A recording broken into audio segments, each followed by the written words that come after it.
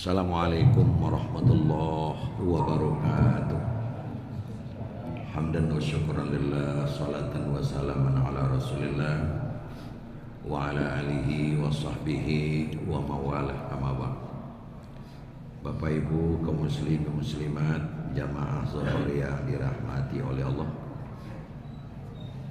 Satu kali Nabi kita Muhammad sallallahu alaihi wasallam berkumpul bersama dengan segenap sahabat. Kemudian dalam perkumpulan itu Nabi menyampaikan sebuah hadis qudsi yang berbunyi, qala Rasulullah sallallahu alaihi wasallam, qala Allah al-kibriya'u ridai wal 'azamatu izari faman na'za'anni azabtuhu fi jahannam wala ubali.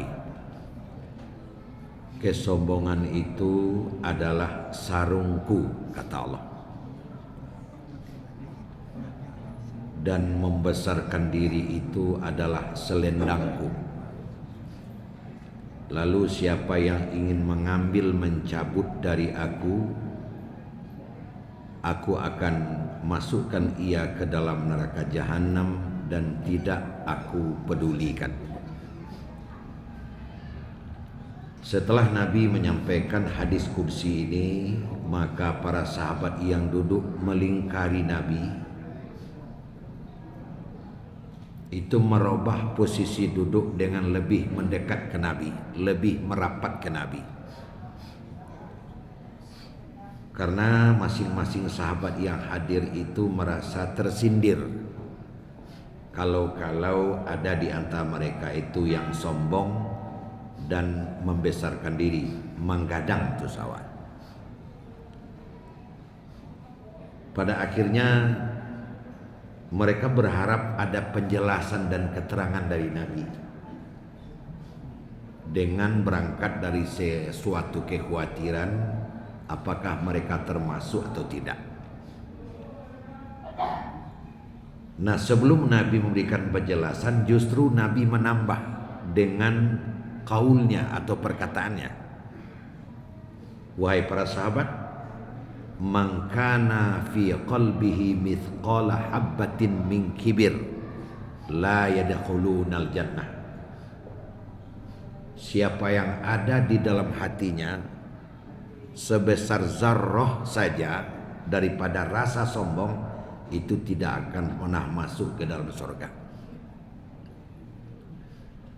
Nah, setelah Nabi menambahkan hadis yang satu ini, ya para sahabat yang berkerumun di depan Nabi tidak tahan lebar sawahnya, Pak. Tidak tahan. Akhirnya tunjuk tangan yang lebih dari satu sekaligus untuk menanyakan sesuatu. Lalu dari yang 5 menunjuk atau lebih sekaligus itu, Nabi pilihlah menurut yang dikehendaki oleh Nabi satu orang. Nah, silakan kamu, kata Nabi. Ya Rasulullah, 2 hadis yang baru saja kau ungkapkan itu benar-benar menusuk dada kami. Pertama menyebutkan akan dimasukkan oleh Allah ke dalam neraka dan tidak akan dipedulikan oleh karena sombong. Dan yang kedua kau sebutkan tidak akan pernah masuk ke dalam surga walau sebesar zarrah rasa sombong di dalam hati. Kami Rasul merasa khawatir jangan-jangan kami termasuk di antaranya. Karena begini Rasul, saya pribadi apabila keluar dari rumah suka berpakaian bagus, suka berbaju bagus, berwangi-wangian, sisir rambut. Apakah saya termasuk ke dalam rangkaian sombong itu, wahai Rasulullah? Rasulullah mengangguk-angguk dan menjawab. Kata Rasulullah, la, kalau begitu Anda tidak termasuk. Walakinnal kibra, karena yang dikatakan sombong itu adalah man bataral haq wa ghamsin nas, orang yang menolak kebenaran dan memandang enteng manusia. Itulah yang sombong. Bapak dan Ibu jamaah sekalian, oleh karena banyak liku-liku dan belokan-belokan yang kita temui di dalam perjalanan kehidupan, kadang kita tidak sadar kita sudah terjebak dengan ini. Sebab memandang enteng dengan menolak kebenaran itu seiring dan sejalan.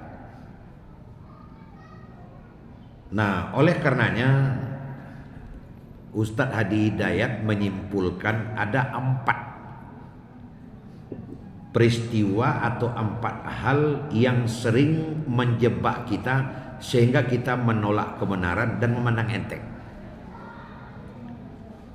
Pertama, kata Ustadz Hadi Hidayat itu berdasarkan hadis-hadis ziyadatul mal, bertambahnya kuantitas atau jumlah harta kita. Artinya sombong oleh karena kaya. Nah, ini sering dengan tidak kita sadari kita terperangkap oleh itu. Dia miskin dari kita, harta kita lebih banyak dari dia. Sedangkan yang disampaikannya ke kita itu adalah kebenaran. Alun wa angpulun angka manasihati delero. Sampai ungkapan muncul seperti itu, padahal sesungguhnya yang diungkapkannya itu benar, tapi di awak kayu darinya.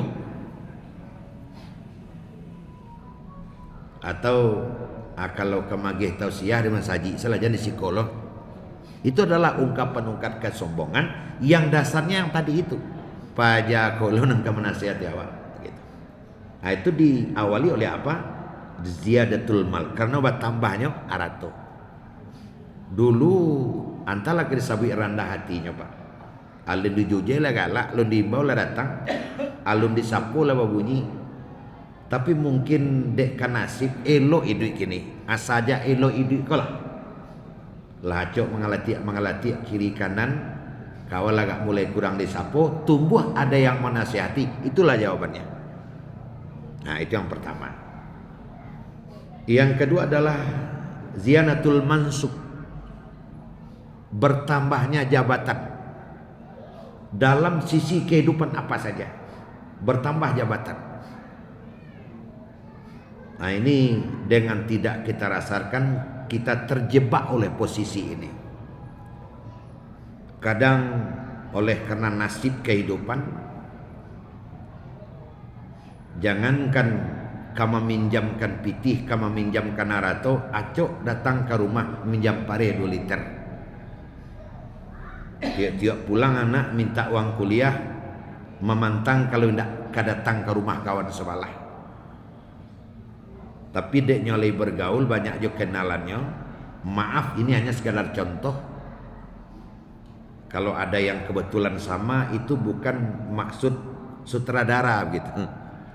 Dicoba mencalon duduk barang kok cukui suaranya Pak, detong dari seluruh nang kurang suara ini nang paling banyak sehingga berkumpul suara kanyo duduknya asajak duduk kok ziyadatul mansub, bertambah jabatan. Nah, nanti jadi sampai pemain nak mulai batuka, kawan antara Allah lah batuka, mengecek lah bahasa Indonesia kepanjang, kemana kamu alah macam. Nah, sajak bilo tu, sajak duduk posisi kok posisi jalan lah mulai gak berubah. Nah, macam-macam lah. Nah, tu dengan tidak dirasakan kita terjebak dengan kondisi yang seperti itu. Padahal yang namanya jabatan itu kan sesuatu yang diberikan. Dia diberikan, maka pada satu saat dia bisa diambil. Nah, sehendaknya awak berjabatan itu persis seperti padi. Makin tinggi jabatan, makin merunduk kita. Lihatlah teman-teman kita yang jabatannya tinggi dalam kehidupan, tapi dia tetap menyatu dengan masyarakat, sayang dan cinta masyarakat kepada yang bersangkutan. Tapi kalau kacak langan-labalangan, kacak bati-bati, orang tak basapo limu dia lain jajok orang. Sehingga nanti setelah jabatan itu dicopot lah berakhir abi periode koncek saja nak menyapu lah. Aku akibatnya. Nah, jadi hati-hati awak nama tambah jabatan. Itu Ustadz Hadi Hidayat bilang, dan Nabi menyebutkan juga demikian. Yang ketiga, ziyadatul ilmi, bertambahnya ilmu. Nah, jadi dengan tidak kita rasakan ilmu bertambah bisa menyebabkan sombong. Dijaliak kawan sok kita mengko belakang tamek sel TA nya pada umumnya. Malah masih ada nan sel TP, awak nan sarjana surang. Atau bisa aja tuh Pak, menyebabkan awak sombong oleh karena itu. Ziyadatul ilmi, awak S1, S2, bahkan baru lo sudah S3 batang. Asajak we sudah S3 karena de ijazah lari pacik di tangan, mulai pencalian agak tinggi. Di duduk di hadir, orang kan ditunjuk aja sekasih doalahnya. Padahal awak cuma sarjana di bidang ilmu nan dua lai itu. Dinyatakan sah, disertasinya berhak memegang atau membawa menyandang doktor di bidang ilmu itu. Kalau untuk menanam lado banang keranca tetap lebih doktor jorang gaya awak pada awak. Sebab inilah sajak dari ketek sampai itu lah situ hidupnya. Nah, kadang dengan bertambah ilmu awak menyepelekan dan memandang rendah orang yang sekolahnya rendah daripada kita.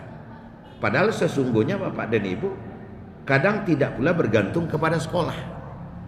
Karena sesungguhnya yang inti pati pada syariat itu bukan legalitas tapi kualitas. Untuk terimanya haji mendapat mabrur harus S3 kan tak begitu. Nah, yang naik haji tamat S1 besar kemungkinan dapat mabrur. Enggak. Karena bukan kuantitas tapi kualitas, bukan jumlah, bukan ijazah, tapi kemampuan yang ada. Nah, itu nasawananya. Nah, datanglah kebenaran dari orang yang sekolahnya rendah daripada kita. Kadang awak terdorong untuk hendak menerima. Tentu lerinya pada dia awak sekolah patang di situ ya. Di balik dapur sekolahnya awak lah. Kalau negari segala macam, hati-hati awak nak punya ilmu. Kadang kebenaran itu munculnya di guru SD, bukan dari dosen, rektor perguruan tinggi. Malah kadang sebaliknya. Sebab orang yang ilmunya tinggi entah beranang ke disabui, setan cara menggodanya beda pula. Nah, itu kecil Pak Adi. Nah, yang kampe ini yang di luar dugaan Bapak Ibu. Zaitu bertambahnya ibadah. Jadi ziyadatul ibadah, bertambahnya ibadah itu bisa juga mengakibatkan kita sombong. Sehingga pernah ada di dalam suatu riwayat yang banyak kitab menyebutkan, Abu bin Hisham selama 21 tahun tidak pernah berhenti solat malam. Satu kali dia berwuduk pas tahun yang ke-21, di bibir sumurnya ada seorang sosok. Setelah berwuduk dia tanya, kamu siapa? Saya malaikat. Terjadi dialog, kenapa datang? Saya disuruh oleh Allah mencatat orang-orang yang bakal langsung masuk surga. Sirnya darah Abu bin Hisham. Tonton masuk ada ke dalam. Itu kitab Nani Paci itu apa tuh? Nah, ini adalah kitab yang saya bawa kemana-mana. Isinya adalah catatan nama orang-orang yang langsung masuk surga. Tolong cari ada enggak nama dan dalam. Baik, enggak apa-apa, cari. Tebal kitab itu sehingga lama menunggu Pak. Sampai lembaran terakhir, Tuan maaf enggak ada nama Tuan. Kok nama saya enggak ada? Tolong ulang lagi. Baru ulang balik Pak. Diulang lagi. Sampai terakhir memang Tuan benar-benar nama Tuan enggak ada. Pingsan dia langsung. Coba bayangkan. Pingsan dia, setelah siuman dia tanya malaikat, tolong terangkan ke saya. Saya selama 21 tahun tidak pernah berhenti bersolat malam. Kok nama saya belum tercatat sebagai orang masuk surga? Malaikat menjawab, sebenarnya Tuan Abu Hisham, saya sudah tahu kondisi ini. Kau selama 21 tahun sudah solat malam, apalagi solat yang lain. Tapi saya juga heran, kenapa Allah nggak pernah perintah saya menulis namamu di kitab ini? Aku bertanya kepada Allah.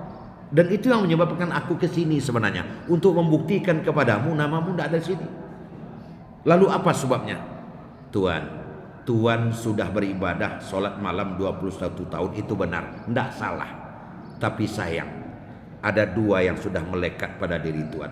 Pertama, Tuan sudah bangga dengan ibadah Tuan itu. 1, 2, 3, kadang tasabuk dek Tuan ke kawan. dan semayang malam dia. Dan yang kedua, tuan sibuk beribadah tiap malam, tapi anak yatim dan orang miskin yang tinggal bertetangga tidak ada batas, hanya batas dinding dengan rumah tuan biarkan saja. Ayo mana maksudnya?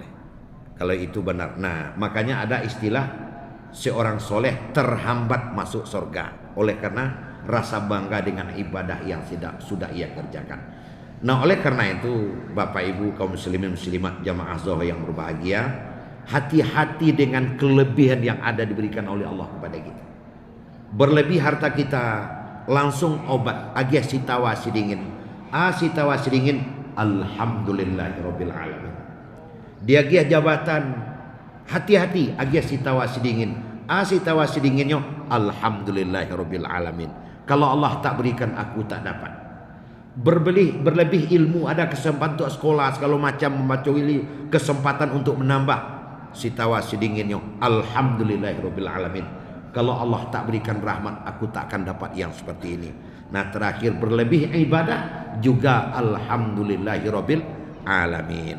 Itu Bapak, semoga kita dapat mengamalkannya untuk memperkuatnya dan mudah-mudahan kita semua terhindar dari sifat-sifat yang membahayakan itu. Banyak maaf. Assalamualaikum warahmatullahi wabarakatuh.